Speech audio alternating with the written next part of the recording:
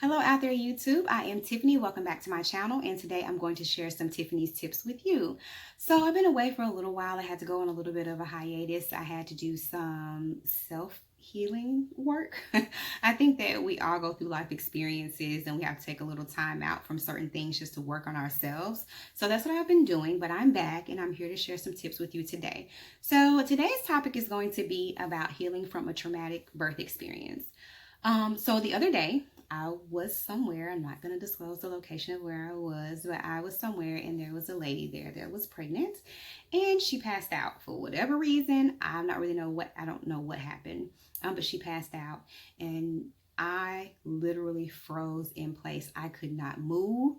I couldn't do anything to assist or any of that. And the reason being was because I was triggered like big time. So 6 months ago, I gave birth to a beautiful baby girl, my fourth baby girl. I'm so happy. She's awesome, along with my other girls. Um, but during that labor and delivery process, I ended up going into a postpartum hemorrhage. Not fun. I lost consciousness not once but twice, and I literally thought that I was not going to make it. And the feeling or the thought that you're about to die is not fun, especially when you are a mother and you want to be around for your children. It was very traumatizing. And so I went on. I did have to go on and get a blood transfusion because I lost so much blood. And just seeing the lady pass out and them call her name and rush over to her like sent me back. Like I was literally like back in the hospital. And I was like, wait a minute, I thought that I was doing okay. And that goes to show you with the healing process, it takes time. One day you can be absolutely fine and you feel like you're doing great, and the next you're right back where you were, and that's absolutely fine. The healing is every day. It's every day. It's every day. You have to make that choice to say, okay, I'm gonna do the work, and it takes time to heal. And you do have triggers. You have things that will set you off and make you be like, oh, okay. But that was not the first experience that I had that was traumatizing during labor and delivery, because after I had my oldest daughter, I ended up seizing twice. That was not fun either. So I've been there. So what is a traumatic birth experience? So a traumatic birth experience is anything that causes your labor and delivery experience to be traumatizing, whether there's a lack of communication between you and the doctors, whether there is something that happens that puts your life or your baby's life at risk. Those can be traumatizing for you. The first thing I'm going to say that you can do is don't ignore your experience. A lot of the times we have things that happen to us and events in our lives that happen to us, and the first things we want to say is, "Oh, I'm okay," or "It's not that bad," or I'll be fine. And we don't reveal how we really feel. Whether people around us think that it's not a big deal, or they think that we're whining, or they think that we're blowing things out of proportion, it's your experience. It's how you feel. Do not ignore it, especially if you are worried about what other people may think or what they may say. People are like, "Oh my God, you should just be over that already." No, you're not going to rush me with my experience. It happened to me. It did not happen to you. So don't ignore your experience, okay? You are allowed to feel that, feel it, deal with it, journal. If you need to see someone for counseling, do that, but don't ignore it, because I know from experience, if you ignore things and you don't deal with them, they're always going to come back up and you're going to have to deal with it one way or another. So don't ignore your experience.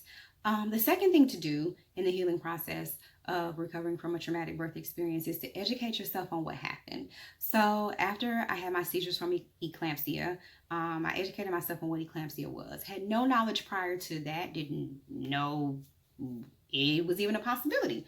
I know that I did have high blood pressure during my first pregnancy, but I didn't know what preeclampsia was or eclampsia, and I didn't know that I was at risk for any of those things. So you go back and you educate yourself on what happened. After my postpartum hemorrhage, I went back and I educated myself on that. While it's very rare, that it still happens. So I educated myself on what it was and what the potential causes were. So I better understand it. Not saying that it makes the experience better, but I better understand what it is and what happened.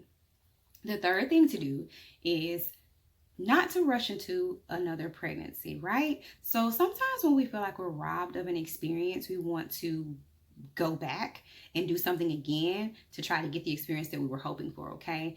So while I'm not saying, don't get pregnant again. It's not what I'm saying. I'm just saying don't rush into it. Don't make that leap until you feel like you have done the work, and you feel like you're better prepared for it. Because if you rush into another pregnancy, the pregnancy could go absolutely well, but in your mind you're still focusing on, oh my goodness, this happened last time, I hope this doesn't happen this time. So you're robbing yourself again of the experience because you're worried and you're anxious about what happened the time before. So just make sure you take your time in making the decision to get pregnant again, which leads me to my fourth thing to do is don't count out getting pregnant again. So a lot of times we go through things and we're just like, oh my God, I'm not having any more kids. I'm going to get my tubes tied. I don't want to do this anymore. Only to turn around a few years later and you want that reversed. Okay. So if you know that you're absolutely 100% done, go ahead and do that. But there are things that you can do in the meanwhile while you're making the decision or deciding whether or not you want to get pregnant again or not. There you have IUDs, we have birth control, we have, they don't do the patches anymore, but we have the depot shot. Like we have all kinds of different things that we can do in the meantime, but don't swear it off because once you do the work and once you find that you're feeling better, you could make the decision to go into another pregnancy. So just don't swear it off, okay? The last and final thing that I would say that you can do is to forgive yourself. I'm being watched again. Forgive yourself. Forgiveness is rather important. Go away. I'm working.